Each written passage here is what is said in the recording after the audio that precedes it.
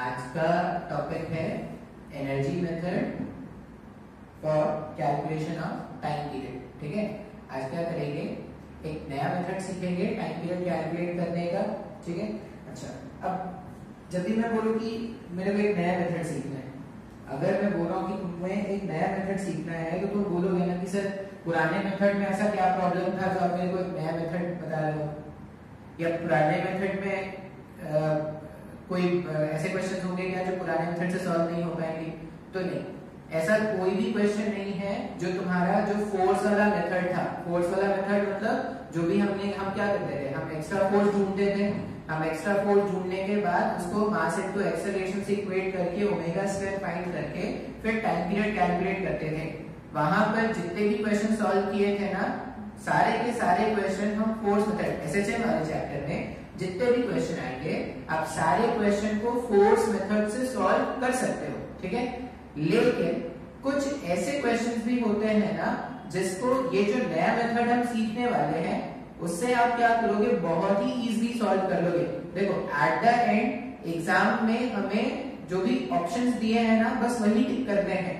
ये मैटर नहीं करता कि आपने स्टेप 1 फॉलो किया है या स्टेप 2 फॉलो किया है, आपने किस तरीके से क्वेश्चन को सॉल्व किया है ये फर्क नहीं पड़ता। फर्क क्या पड़ता है कि आपने सही आंसर कैलकुलेट किया या नहीं।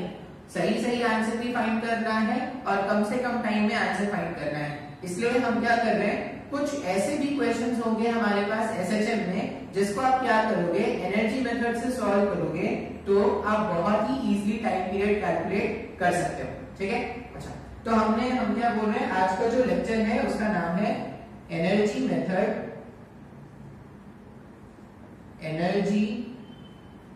Method for time period calculation.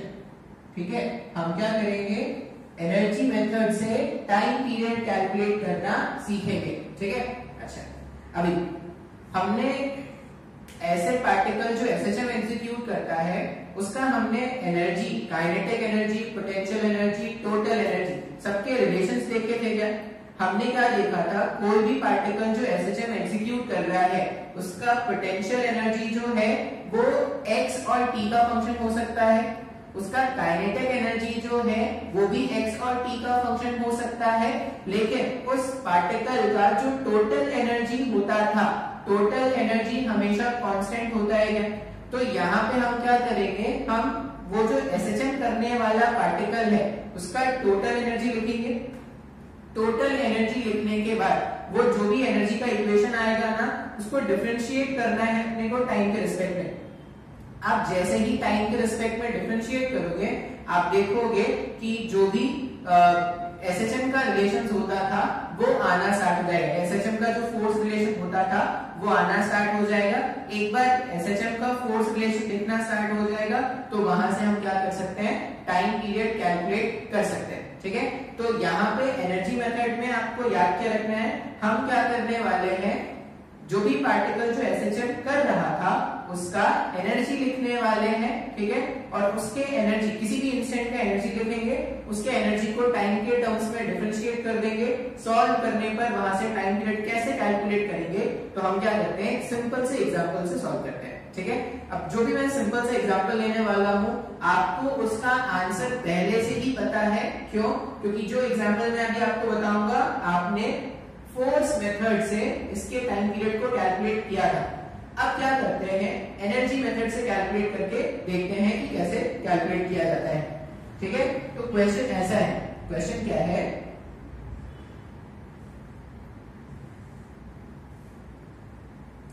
एक स्प्रिंग है, स्प्रिंग कांस्टेंट के, और यहां पर हमने क्या किया है, एक ब्लॉक रखा है m मास का। ठीक है, अच्छा, अभी इस वाले कंडीशन में यही नेचुरल लेंथ है और यही मीन पोजीशन है ना। इस वाले क्वेश्चन में अगर आप देखोगे तो यही नेचुरल लेंथ, जो नेचुरल लेंथ है वही मीन पोजीशन, अभी नेट फोर्स 0 है। अभी क्या करते हैं, इसको ऐसे अपने को क्या करना है, स्ट्रेच करना होता है, रिलीज कर देना होता है। मान लो मैंने क्या किया, इसको स्ट्रेच करके रिलीज कर दिया, इसको मैंने क्या कर दिया है, ब्लॉक को स्ट्रेच करके रिलीज कर दिया है, तो ये क्या हो रहा होगा, ये -a से लेकर a तक, ये -a से लेकर a तक ऐसे ऐसे एसएचएम एग्जीक्यूट कर रहा होगा। मीन पोजीशन क्या होगा। अच्छा, मैंने क्या बोला, ठीक है भाई वो एसएचएम एग्जीक्यूट कर रहा है, अच्छी बात है। किसी इंस्टेंट ऑफ टाइम पर मैंने क्या देखा कि ये जो पार्टिकल है जो एसएचएम एग्जीक्यूट कर रहा था, मैंने इसको ऐसे स्ट्रेच करके रिलीज कर दिया है, ये ऐसे ऐसे एसएचएम कर रहा था ना। अच्छा, मैंने किसी इंस्टेंट ऑफ टाइम पर इसको देखा, तो मैंने क्या देखा कि ये जो पार्टिकल है, ये पार्टिकल मीन पोजीशन से मान लो कुछ तो x के सेपरेशन पर है, ठीक है, और ये पार्टिकल इधर मूव कर रहा है इस डायरेक्शन में कहीं पे। अगर पार्टिकल मीन पोजीशन से कुछ तो x दूरी पर है और यहाँ कहीं पे मूव कर रहा है, कुछ तो वेलोसिटी होगा ना। मान लो इस इंस्टेंट पे इसका जो वेलोसिटी है वो क्या है, स्मॉल v। अच्छा, अभी यहाँ पे क्या करते हैं, ये पोजीशन पर, ये जो पोजीशन है ना, जो मैंने किसी भी रैंडम t पर देख लिया है, इस पोजीशन पर टोटल एनर्जी लिखने की कोशिश करते हैं, ठीक है। अब टोटल एनर्जी अगर आप देखोगे तो टोटल एनर्जी का मतलब क्या हो जाएगा, sum of kinetic energy plus potential energy, तो हमारा टोटल एनर्जी होगा। अच्छा, यहां पर अगर मैं पोटेंशियल एनर्जी के बारे में बात करूं, तो जो स्प्रिंग है वो x अमाउंट से इलोंगेटेड है क्या। अगर स्प्रिंग x अमाउंट से इलोंगेटेड है, इस केस में जो पोटेंशियल एनर्जी है यहां पर वो हाफ के x स्क्वायर है। और अगर ये m मास का ब्लॉक कुछ v स्पीड से मूव कर रहा है, तो उस इंस्टेंट पर उसका kinetic energy half mv square है। अगर मैं बोलूं कि मुझे इस पॉइंट पर, ये जो रैंडम पोजीशन पे था ना, मुझे यहाँ पे टोटल एनर्जी लिखना है, तो हम क्या लिखेंगे, टोटल एनर्जी जो होगा वो क्या हो जाएगा, potential energy plus kinetic energy. Potential energy और काइनेटिक एनर्जी का जो सम है, पोटेंशियल एनर्जी और काइनेटिक एनर्जी का जो सम है वही तो टोटल एनर्जी है। अच्छा, इस पॉइंट पर अगर मैं टोटल एनर्जी लिखूं, तो मैं टोटल एनर्जी को कैसे लिख रहा हूं, स्प्रिंग जो है वो x लेंथ इलोंगेटेड है। अगर स्प्रिंग x लेंथ इलोंगेटेड है, तो इसके पास जो पोटेंशियल एनर्जी होगा वो होगा हाफ के x स्क्वायर। इसके पास जो पोटेंशियल एनर्जी होगा वो होगा हाफ के x स्क्वायर। और इस इंस्टेंट पर इसके पास जो काइनेटिक एनर्जी है ब्लॉक के पास, हाफ m v स्क्वायर। लिख सकते हैं क्या ऐसा। मैंने क्या कर दिया, उसके टोटल एनर्जी किसी भी पोजीशन पे क्या होता वो मैंने सिंप्लीफाई करके लिख दिया है। अच्छा, अभी मुझे क्या करना है ना, ये जो इक्वेशन बन के आया है, इस पूरे इक्वेशन को टाइम के टर्म्स में डिफरेंशिएट करना है, ठीक है। अच्छा, अभी है ना, ये मेरे को सॉल्व करना है। डायग्राम तो आपने बना ही दिया होगा, मैं इस वाले पार्ट को रिमूव कर रहा हूँ। जो डायग्राम था, डायग्राम की मेरे को जरूरत नहीं है, डायग्राम से जो मेरे को सिखाना था मैंने सिखा दिया। अच्छा, हम क्या जानते हैं, जब पार्टिकल एसएचएम एग्जीक्यूट करता है तो टोटल एनर्जी जो है वो तो हमेशा कांस्टेंट है ना। तो अगर मैं पूरे इक्वेशन को टाइम के टर्म्स में डिफरेंशिएट करूं, देखो तो ऐसा होगा क्या, d upon dt of total energy equals to, अच्छा ये k/2 कांस्टेंट था, यहाँ पे आ जाएगा d upon dt of x square. फिर से m/2 कांस्टेंट है, यहाँ पे क्या आ जाएगा, d upon dt of v square. लिख सकते हैं क्या ऐसा। अच्छा, अगर टोटल एनर्जी कांस्टेंट है किसी इंस्टेंट का, इसका डिफरेंशिएशन क्या होने चाहिए, 0 होना चाहिए। यहाँ पे आ गया 0 इक्वल्स टू k/2 कांस्टेंट है, बाहर निकाल के रख दिया है, d upon dt of x square. Chain rule लगाना पड़ेगा क्या, जब आप चेन रूल लगाओगे तो x स्क्वायर का डिफरेंशिएशन x dx के टर्म्स में वो क्या हो जाएगा, ट्वाइस ऑफ x। फिर x का डिफरेंशिएशन t के टर्म्स में करोगे तो dx अपॉन dt लिखेंगे ना। आई होप ये चेन रूल का डिफरेंशिएशन आपको आता हो, नहीं आता है बेसिक लेक्चर्स देखो कि डिफरेंशिएशन कैसे करते थे। इस वाले टर्म को अगर मैं सॉल्व करूं तो m/2 कांस्टेंट बाहर बैठा है, बाहर रख देते हैं, d/dt और v स्क्वायर। पहले v के टर्म्स में जब डिफरेंशिएशन करोगे तो ये क्या हो जाएगा, 2 टाइम्स ऑफ v हो जाएगा, फिर dv अपॉन dt। लिख सकते हैं ना ऐसा। हमने क्या किया, डिफरेंशिएट कर दिया। डिफरेंशिएट करने के बाद जो इक्वेशन बन रहा है वो कुछ तो ऐसा बन रहा है। ये जो डायग्राम है, डायग्राम हटा देते हैं, डायग्राम कोई मतलब का नहीं है मेरे अब। अच्छा, इसको थोड़ा सिंप्लीफाई करते हैं। देखो सिंप्लीफाई में क्या क्या हो रहा है। सिंप्लीफिकेशन अगर आप करोगे, ये 2 से ये 2 कैंसिल आउट हो सकता है और ये 2 से ये 2 कैंसिल आउट हो सकता है, ठीक है। तो 0 equals to k times of x, 0 equals to k times of x dx upon dt। dx upon dt जो है rate of change of position, ये वेलोसिटी है क्या, तो dx अपॉन dt को मैंने लिख दिया velocity plus m into v dv upon dt। dv upon dt क्या हो जाएगा, ये हो जाएगा एक्सेलरेशन, लिख सकते हैं ऐसा। अच्छा, दोनों में v है, दोनों v को बाहर निकाल के यहां से जब डिवाइड कर दूंगा तो वो कैंसिल आउट हो जाएंगे। इक्वेशन कुछ ऐसा दिखना स्टार्ट हो जाएगा क्या, kx plus m into a। इसको जब थोड़ा और अच्छा बनाएंगे तो यहाँ पे क्या हो जाएगा, m इंटू a जो है वो minus of k into x हो गया क्या, इसका मतलब एक्सेलरेशन क्या हो गया, minus of k upon m into x। Sir यही इक्वेशन तो एसएचएम का आता था फोर्स रिलेशन को सॉल्व करने के बाद, जो फोर्स रिलेशन से आता था वो एनर्जी मेथड से आगे आ गया, ठीक है। अब अगर एक्सेलरेशन ऐसा आ गया तो ये पूरा ओमेगा स्क्वायर था, तो इसमें आंसर में टाइम पीरियड क्या होता, 2 pi root over of m upon k। ये आंसर है जो हमें पहले से भी पता है, ठीक है। अच्छा, हमने क्या किया, बस एक नए तरीके से क्वेश्चन को सॉल्व किया है। नया तरीका क्या है, एनर्जी मेथड। क्या करना है एनर्जी मेथड में, एनर्जी मेथड के जब भी क्वेश्चन आएंगे, देखो सबसे पहला काम आप इक्विलिब्रियम फोर्स रिलेशन लिखना। जैसे इस वाले क्वेश्चन में इक्विलिब्रियम फोर्स रिलेशन लिखने की जरूरत नहीं थी, क्यों, क्योंकि इक्विलिब्रियम कंडीशन में कोई नेट फोर्स था ही नहीं, ठीक है। कोई नेट फोर्स नहीं था, कोई किसी तरह का फोर्स नहीं था, स्प्रिंग फोर्स भी 0 था, वेट और नॉर्मल से मतलब नहीं होता इस वाले क्वेश्चन में। अच्छा, सबसे पहला जब भी आप क्वेश्चन सॉल्व करोगे, पहला काम आपको करना है, आपको मीन पोजीशन फोर्स रिलेशन लिखना है। आप किसी भी तरीके से क्वेश्चन को सॉल्व करो, सबसे पहला काम अगर आप टाइम पीरियड कैलकुलेट करना चाहते हो तो करोगे कि आप मीन पोजीशन फोर्स रिलेशन लिखोगे। एक बार आपने मीन पोजीशन फोर्स रिलेशन लिख दिया, उसके बाद पार्टिकल को कोई भी x अमाउंट आप इलोंगेट कर दो।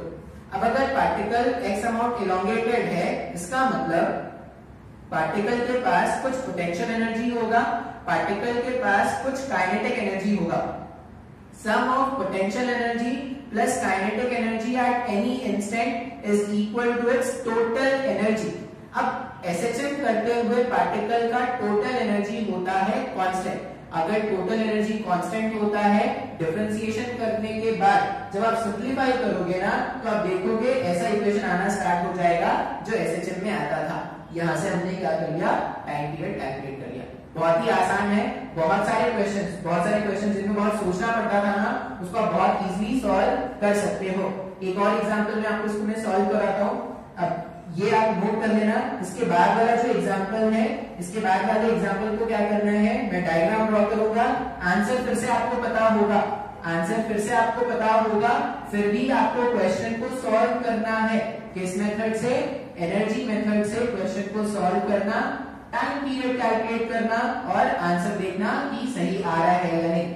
अगर दो तरीकों से आंसर गलत आ गया, अगर दो तरीकों से आंसर गलत आ गया, इसका मतलब पहले वाला तरीका भी नहीं आता हमको और जो नया तरीका सीखा है वो भी नहीं आता। बात समझ में आ रहा है? ऐसा मत सोचना कि सर पहला तरीका तो समझ में आया ही नहीं, दूसरा तरीका आपने कंफ्यूजन बढ़ाने के लिए और दे दिया हमको, ठीक है। तो हम जो पढ़ने वाले हैं उनको समझ में आ जाएगा, और जो अच्छे से टाइम पार करते हैं उनको पहला वाला भी नहीं समझ में आया था, दूसरा वाला भी नहीं समझ में आएगा, कुछ नहीं होगा, लाइफ आराम से चल रही है, मस्ती से चलने देते हैं लाइफ को, ठीक है। एक क्वेश्चन लिख रहा हूं मैं, फिर से अप्रोच करना खुद से, डायग्राम मैं बना दूंगा जब, तो आपको क्या करना है, खुद से ट्राई करना है। वही पुराना क्वेश्चन, ये लगा दिया स्प्रिंग, ठीक है, इसमें ले लिया एक ब्लॉक, m मास का, स्प्रिंग कांस्टेंट है k, ठीक है। ये क्वेश्चन है जो आपको क्या करना है, सॉल्व करना है। कौन से मेथड से, एनर्जी मेथड से। अब एनर्जी मेथड से सॉल्व करना है, आप स्क्रीन पॉज करना, खुद से सॉल्व करना, ठीक है। नहीं हुआ, चलो अपन देखते हैं, सॉल्व करके देखते हैं, ठीक है। सबसे पहला काम क्या करना है, सबसे पहला काम अपने को करना है इक्विलिब्रियम पोजीशन का या मीन पोजीशन का फोर्स रिलेशन लिखना है।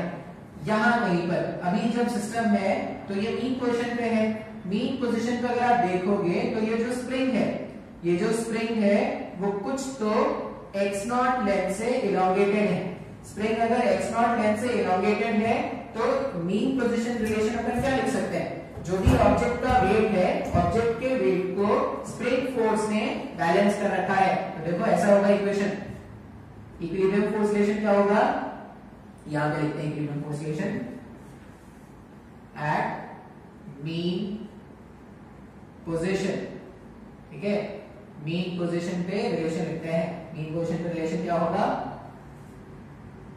m into g equals to k x not, ये मीन पोजीशन का फोर्स रिलेशन लिख दिया। अच्छा, अब उसके बाद का स्टेप क्या है, उसके बाद अपने को पार्टिकल को डिस्प्लेस करके रिलीज कर देना है।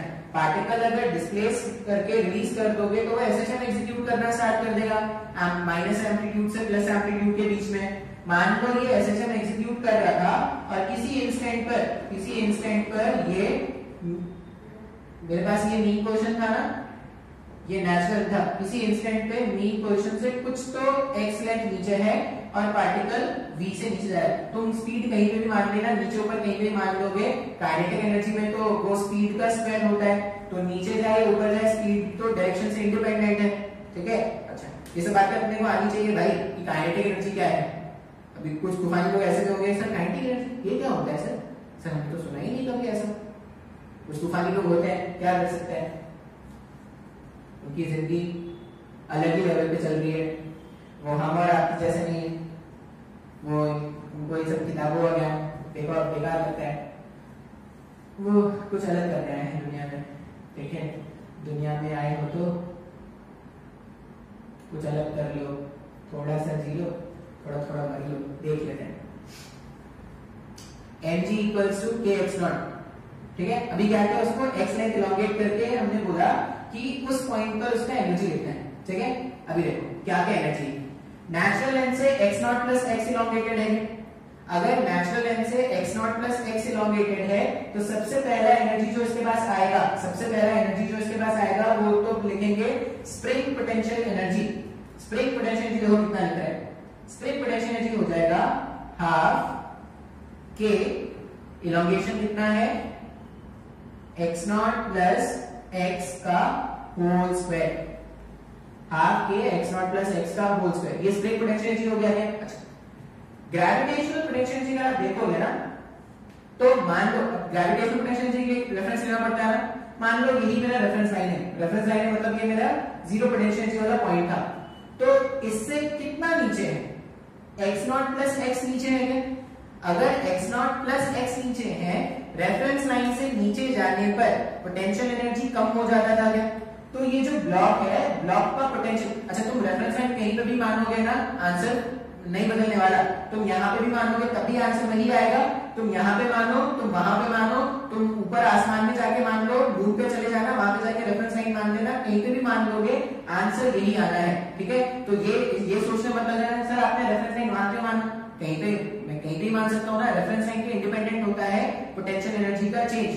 तो अगर मैं यहाँ पे जीरो मान रहा हूँ तो अभी मैं जीरो से कितना नीचे आ गया, x नॉट प्लस x नीचे आ गया, तो पोटेंशियल एनर्जी अगर रेफरेंस लाइन से नीचे आए हैं तो पोटेंशियल एनर्जी कम हो गया होगा, और वो कितना हो गया होगा, m into g x plus x naught. देख सकते हैं क्या, ये स्प्रिंग पोटेंशियल एनर्जी, ये ग्रेविटेशनल पोटेंशियल एनर्जी। अच्छा, इससे पहले वाले क्वेश्चन में ग्रेविटेशनल पोटेंशियल एनर्जी नहीं आया था, क्यों नहीं आया था, क्योंकि ब्लॉक का डिस्प्लेसमेंट ऐसा हो रहा था, तो वो हाइट में तो चेंज हुआ ही नहीं था, इसलिए उस वाले केस में ग्रेविटेशनल पोटेंशियल एनर्जी नहीं आया था।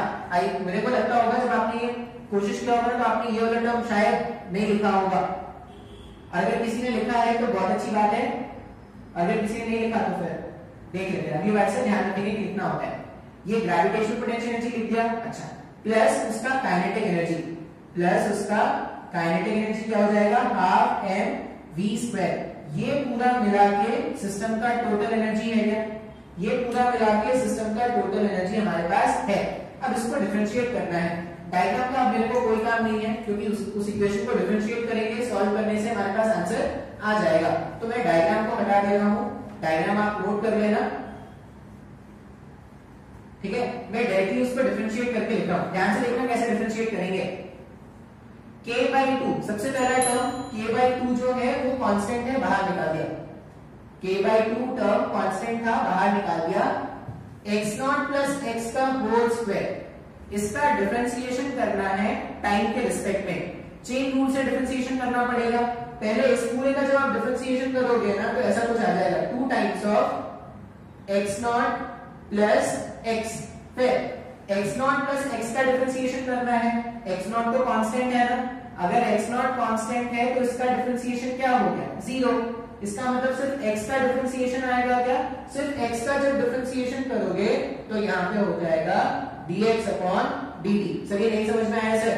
ध्यान से देखो, हमने क्या किया, मुझे इस पूरे को डिफरेंशिएट करना है टाइम के रिस्पेक्ट में। चेन रूल लगाना पड़ेगा क्या, चेन रूल से पहले x नॉट प्लस x के होल स्क्वायर का डिफरेंशिएशन किया, फिर x नॉट प्लस x का डिफरेंशिएशन करना है।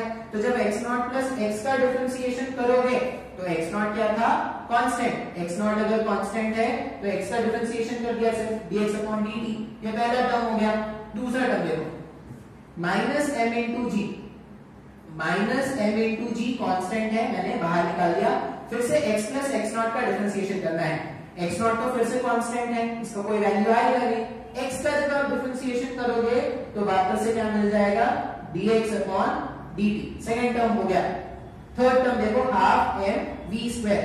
यहां पर वापस से m/2 कांस्टेंट है, बाहर निकाल दिया।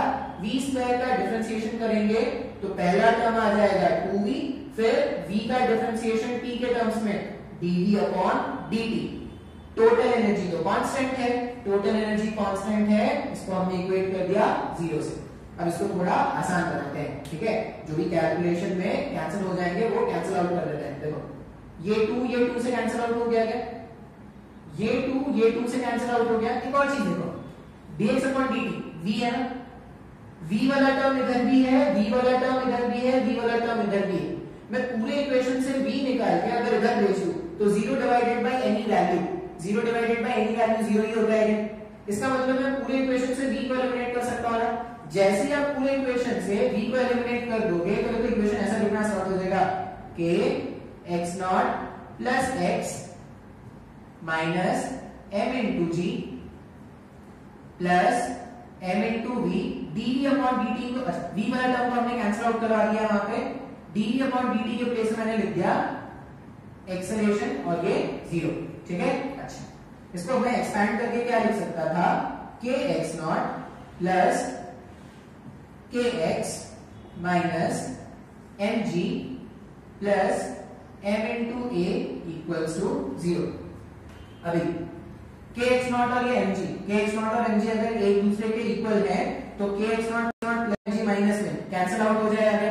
ध्यान से देखोगे ना तो वापस से वही रिलेशन आ रहा है, kx equals to m into a। अगर kx equals to m into a वापस वैसे रिलेशन आया है तो टाइम पीरियड क्या हो जाएगा, 2 pi root over of k upon m हो गया ना, तो m अपॉन k। आसान है क्या, हाँ या ना? ये क्वेश्चन हमने क्या किया, एनर्जी मेथड से सॉल्व किया, ठीक है?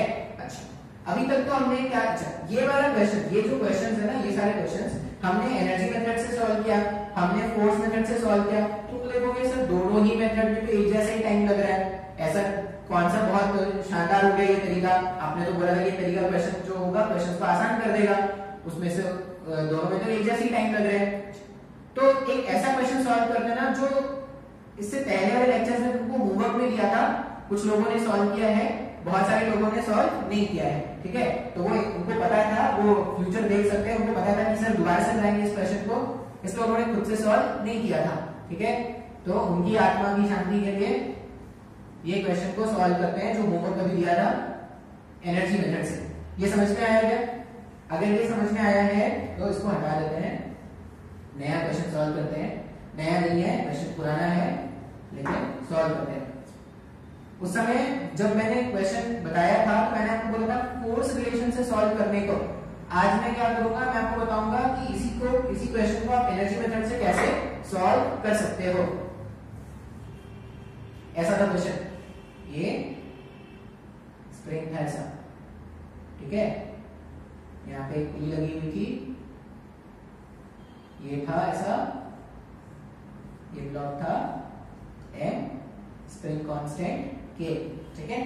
ये क्वेश्चन था और अपने को क्या करना है, इस सिस्टम में टाइम पीरियड कैलकुलेट करना है, ठीक है। इक्विलिब्रियम के लिए अपन देखेंगे, तो पहले तो अपने को इक्विलिब्रियम फोर्स रिलेशन लिखना है।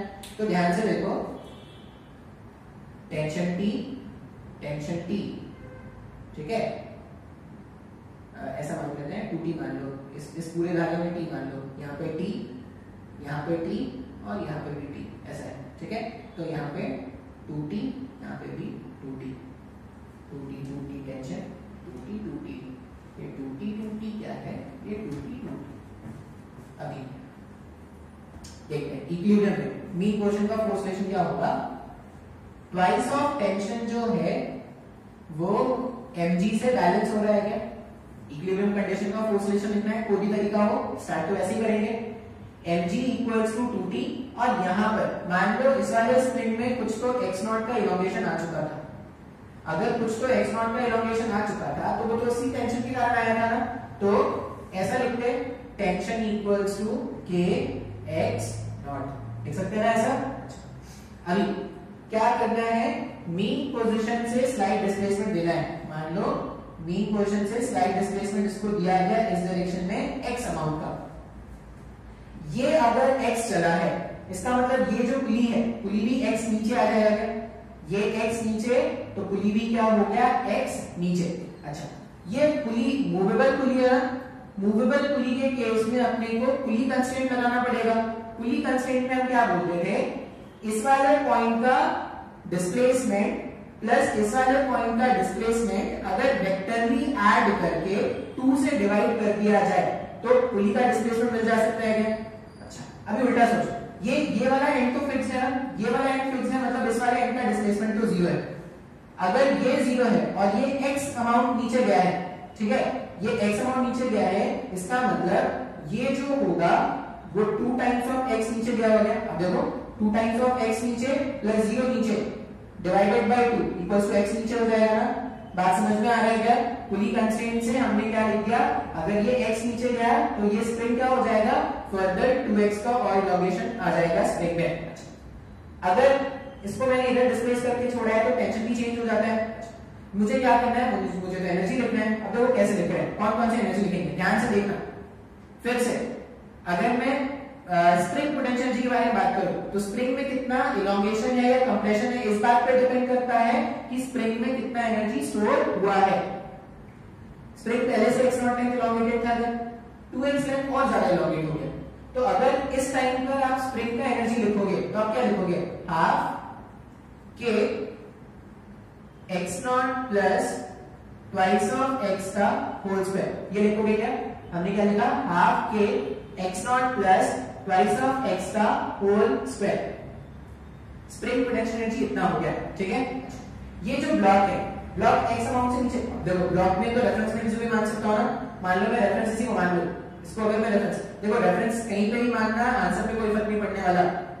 अगर मैं रेफरेंस इसको मान लूं कि यहाँ पोटेंशियल 0 था और मैं x नीचे चला गया तो पोटेंशियल एनर्जी जो है वो माइनस mgx ओवर है, माइनस mgx। ये मेरे पास ग्रेविटेशनल पोटेंशियल एनर्जी है माइनस mgx। और अगर ये यहाँ कहीं पे आ गया तो कुछ स्पीड भी होगा इसके पास। अब इसके पास जो स्पीड है उसको अपन क्या लिख देंगे, हाफ mv²। यही तो टोटल एनर्जी है, इसके अलावा तो कोई एनर्जी है ही नहीं, ठीक है। तो हमने क्या कर दिया, जितनी भी मेरे पास एनर्जी थी सबको मैंने लिख दिया। अब नेक्स्ट स्टेप में क्या करना होता है, डिफरेंशिएट करना होता है क्या। जब आप डिफरेंशिएट करोगे तो देखो k/2 कांस्टेंट था, बाहर निकाल दिया। x0 प्लस 2x के होल स्क्वायर का आपको क्या करना है, डिफरेंशिएशन करना है। पहला टर्म हो जाएगा 2x0 प्लस 2x, इसके टर्म्स में इसको डिफरेंशिएट कर दिया। नेक्स्ट टर्म x0 तो कांस्टेंट है, उसका डिफरेंशिएशन कुछ आएगा नहीं। 2x का जब आप डिफरेंशिएशन करोगे टाइम के रिस्पेक्ट में तो 2 times of dx upon dt, ऐसा लिखेंगे क्या। ये मैंने पहले टर्म को डिफरेंशिएट करके लिख दिया। नेक्स्ट टर्म देखो, माइनस m इंटू जी जो है वो तो कांस्टेंट है।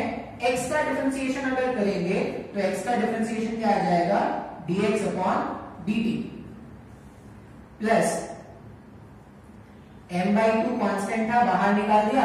v² का डिफरेंशिएशन, v² का डिफरेंशिएशन करोगे तो 2v dv upon dt। Equals to total energy constant था, डिफरेंशिएशन क्या हो गया 0।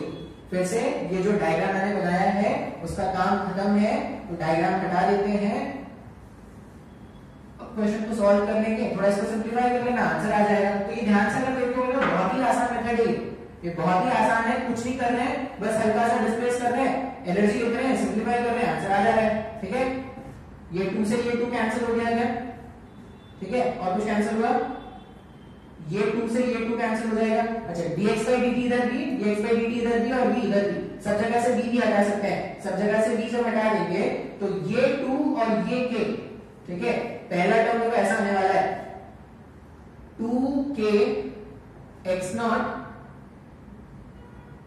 Plus 4k x, 2k x naught plus 4k x minus mg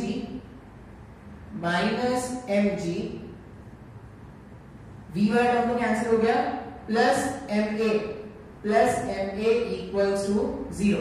ठीक है, ये लिख दिया। फिर से दोनों कुछ कैंसिल आउट हो रहा है क्या? हो रहा है।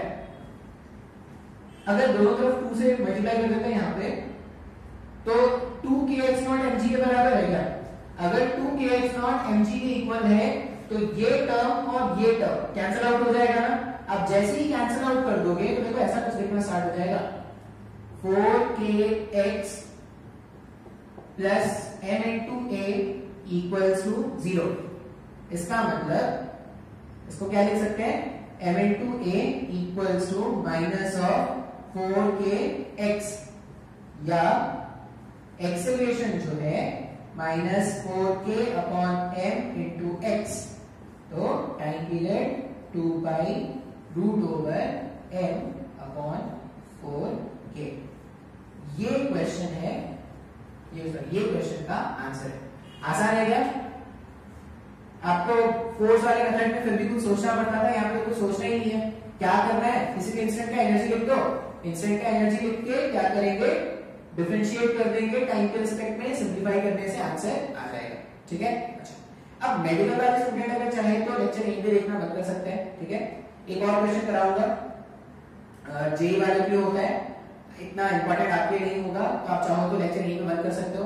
लेकिन फिर भी अगर आपको मन है कि नहीं देख लेते हैं एक और क्वेश्चन की सर कैसे सॉल्व कराते हैं, तो आप एक थोड़ा और आगे देख सकते हो। ठीक है, अभी तो क्वेश्चन कैसा है ये आई होप ये समझ में आ गया होगा।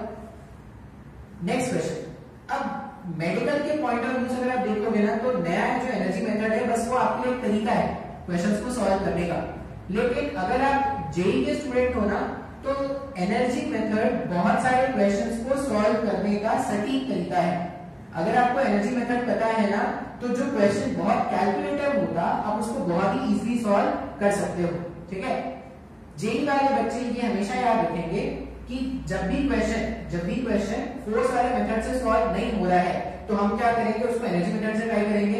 या आप ऐसा याद रखो, ये जेई वाले बच्चों के लिए है, आप ऐसा याद रखो कि अगर कोई क्वेश्चन गिवन है और वो नॉर्मल कंडीशन से थोड़ा अलग है, क्वेश्चंस जो है वो नॉर्मल कंडीशन से, नॉर्मली क्या होता है, स्प्रिंग मासलेस होता है, पुली मासलेस होता है, ऐसा एंड सो ऑन ऐसा होता है। लेकिन अगर आपको क्वेश्चन ऐसा मिल रहा है कि जो पुली है वो मास वाला पुली है, जो स्प्रिंग है वो मास वाला स्प्रिंग है, ठीक है, इस तरह के क्वेश्चन मतलब नॉर्मल कंडीशन से कुछ अलग क्वेश्चंस अगर आपको मिले तो आप उन तरह के क्वेश्चंस को सॉल्व करने के लिए एनर्जी मेथड यूज करना। ठीक है, अब यहाँ पर एक अच्छा क्वेश्चन है जो आपको मैं सॉल्व करके बताता हूँ कि उस क्वेश्चन को आप एनर्जी मेथड से सॉल्व करोगे। ठीक है, क्यों करोगे वो भी आपको मैं समझा दूंगा। देखो क्वेश्चन कैसा है,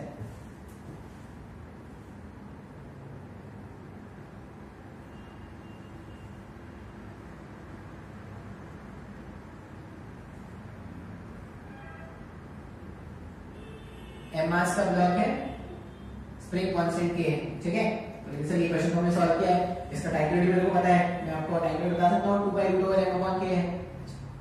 अब इतना सिंपल लाइफ अपने को पसंद नहीं, ठीक है, अपने को चाहिए कि लाइफ थोड़ा तूफानी हो, आज कुछ तूफानी करते हैं। तो क्वेश्चन में कुछ तूफानी हमने क्या लाया, क्वेश्चन में हमने बोला कि ये जो पुली है ना, ये पुली है वो मासलेस नहीं है, पुली का मास है m और पुली का रेडियस है r। ठीक है, और यहां पर बोला गया है नो स्लिपिंग। अब अगर आपको याद हो ना, तो मैंने नो स्लिपिंग का मतलब तुमको सिखाया था रोटेशनल मोशन में। रोटेशनल मोशन में जब हमने टॉर्क वाले क्वेश्चन सॉल्व किए थे ना, वहां पे जो पुली होती थी वो मास वाली पुली होती थी, तो वहां पे मैंने ये नो स्लिपिंग वाला वर्ड सबसे पहली बार इंट्रोड्यूस हुआ था। नो स्लिपिंग का मतलब क्या होगा कि इस वाले पॉइंट का, धागे के इस वाले पॉइंट का जितना स्पीड होगा, पुली के इस वाले पॉइंट का उतना स्पीड होना चाहिए क्या? यही तो नो स्लिपिंग का मतलब है, ठीक है।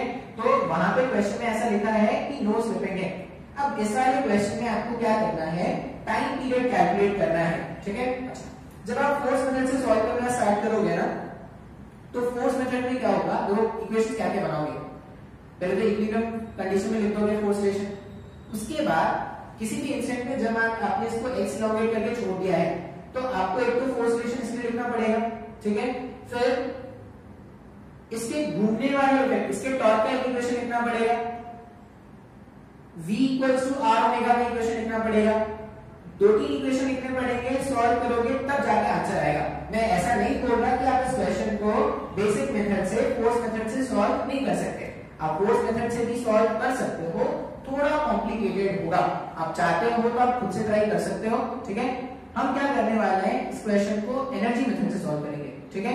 क्यों? क्योंकि एनर्जी मेथड से मुझे इस बात पे कोई फर्क नहीं पड़ता कि क्या फोर्स लग रहा है क्या नहीं लग रहा है, मुझे क्या करना है, सिर्फ एनर्जी देखना है। सिस्टम का नेट एनर्जी कैलकुलेट कर लो, डिफरेंशिएट कर दो, सॉल्व कर लो, आंसर आता है। बात समझ में आ रहा है? अभी देखो यहाँ पे क्या क्या एनर्जी है। पहले तो मैं इक्विलिब्रियम फोर्स रिलेशन अगर लिख दूं, इक्विलिब्रियम फोर्स रिलेशन अगर लिख दूं, तो टेंशन जो है वो mg से बैलेंस हो रहा है, टेंशन mg से बैलेंस हो रहा है। और इसी टेंशन ने क्या किया था, कुछ तो x नॉट का इलॉन्गेशन आया था। ये जो स्प्रिंग है, स्प्रिंग पे कुछ तो x नॉट का इलॉन्गेशन आया था इस टेंशन के कारण। इक्विलिब्रियम फोर्स रिलेशन मैंने लिख दिया, ठीक है। अब मैं एनर्जी के बारे में अगर बात करूं, तो अब क्या करते हैं, क्वेश्चन को स्लाइड डिस्प्लेसमेंट पे देखना है ना। मान लो यहाँ कहीं से डिस्प्लेसमेंट इसका x है, अगर डिस्प्लेसमेंट x है तो उसका स्पीड भी होगा, मान लो स्पीड नीचे की तरफ है, ठीक है।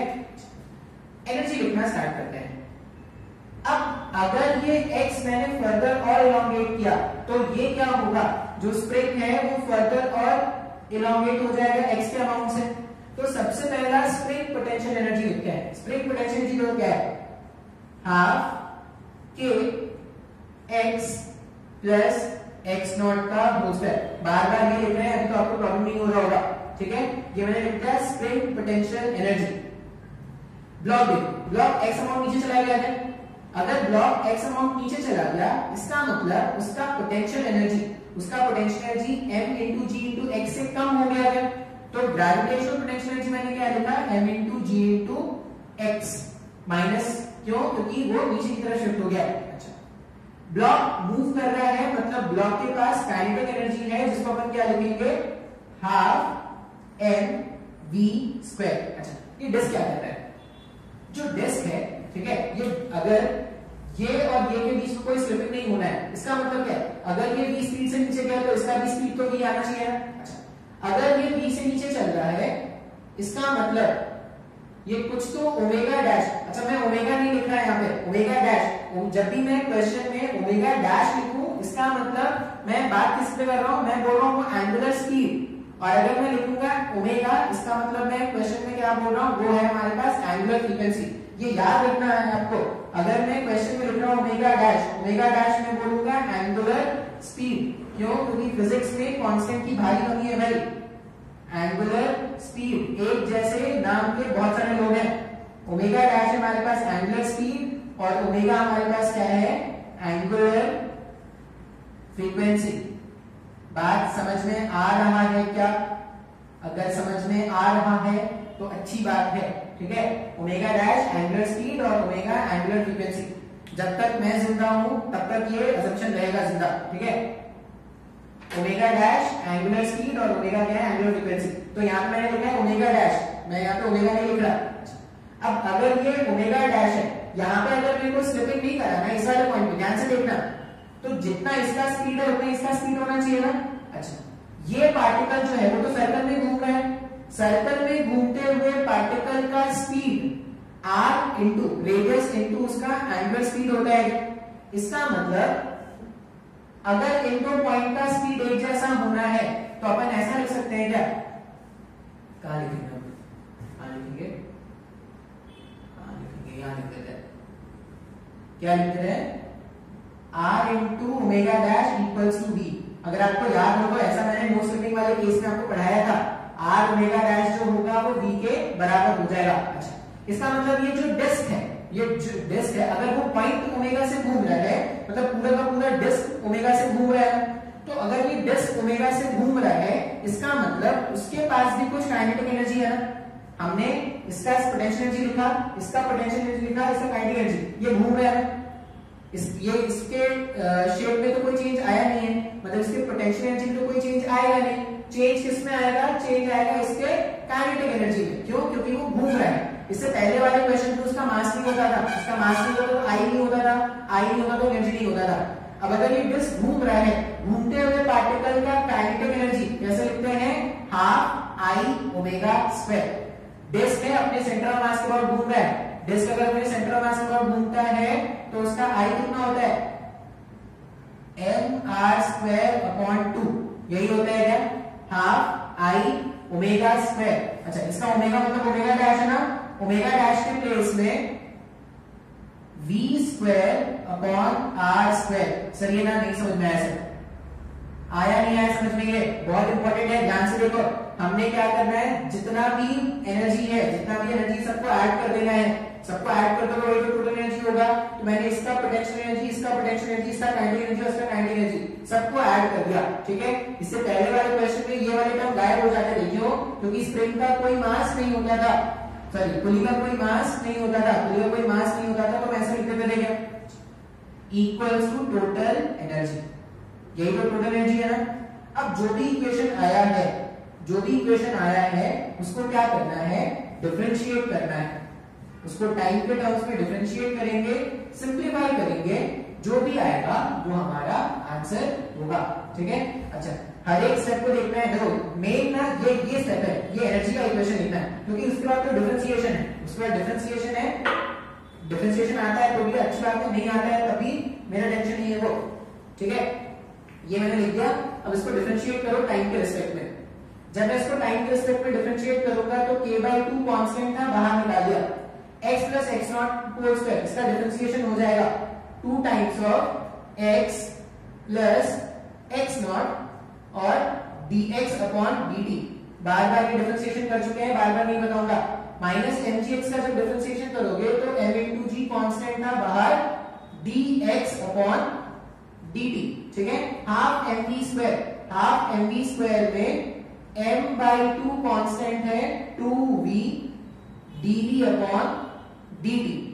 उसके रोटेशन के कारण एक नया टर्म आया है जिसमें से ये r स्क्वायर से ये r स्क्वायर पर कैंसिल कर सकते हैं, तो capital m/4, capital m/4 constant का बाहर निकाल दिया, v स्क्वायर का डिफरेंशिएशन जब आप दोबारा से करोगे तो 2v dv upon dt equals to 0। Total energy का डिफरेंशिएशन क्या है, 0 है। जो भी कैंसिल आउट होंगे कैंसिल आउट कर देते हैं, 2 कैंसिल, देखो dx by dt इधर भी, dx by dt इधर भी, v और v, तो ये सब तो कैंसिल आउट हो जाएंगे, लिखने का जरूरत नहीं है। और क्या होगा, ये 2 से ये 2 कैंसिल, ये 1 हो जाएगा, ये 2 हो जाएगा, बचे हुए टर्म्स लिख देते हैं। यहां पे हो जाएगा kx plus kx not, dx by dt मैंने हटा दिया पूरे इक्वेशन से, थ्रू आउट मैंने रिमूव कर दिया, माइनस mg, v चला गया तो प्लस ma, v चला गया तो प्लस में m/2 into a equals to 0। देख सकते हैं ना ऐसा। फिर से दो कुछ कैंसिल आउट हो गया, kx नॉट और mg कैंसिल आउट हो जाएंगे, kx नॉट से mg अगर गायब कर दिया तो k इंटू x प्लस, उसको थोड़ा अच्छा लिख सकते हैं ना, अच्छा क्या लिख सकते हैं, 2m plus capital m/2 into a equals to 0, ठीक है। अब इसको अच्छे से इक्वेशन बना दिया, अच्छे से इक्वेशन को कन्वर्ट कर देंगे, सॉल्व कर देंगे, आंसर आ जाएगा। सर मेरे को नहीं समझ में आया, अभी भी नहीं समझ में आया तो स्क्रीन पॉज या स्क्रीन रिवाइंड बार बार देखेंगे। सर को बार बार देखने से, अपने सर को नहीं, तुम्हारे पढ़ाने वाले सर को बार बार देखने से तुमको समझ में आ जाएगा। kx, तो एक्सेलरेशन कितना हो जाएगा, माइनस के divided by 2m plus m into x.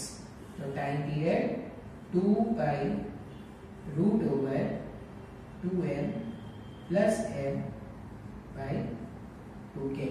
सही है ना, ये हमारा आंसर। ठीक है, तो हमने क्या किया, एनर्जी मेथड से टाइम पीरियड कैलकुलेट करना सीखा। बहुत जरूरी है, इसके कुछ अलग से मैं वीडियोस बना दूंगा, कुछ क्वेश्चंस वाले, इसमें सिर्फ क्वेश्चंस होंगे। फिर से वो जो वीडियो होगा वो ऑप्शनल होगा, आप मेडिकल वाले बच्चे चाहे तो देख सकते हैं, नहीं तो इतना कोई जरूरी नहीं है उनके लिए। ठीक है, यहाँ तक वो देख लेंगे, वो भी काफी क्लियर है। एनर्जी मेथड से टाइम पीरियड कैसे कैलकुलेट करते हैं वो भी आपको समझ में आ गया होगा। कुछ नहीं करना, बहुत ही आसान है, स्टेप्स फॉलो करना, टाइम पीरियड कैलकुलेट करना। ठीक है।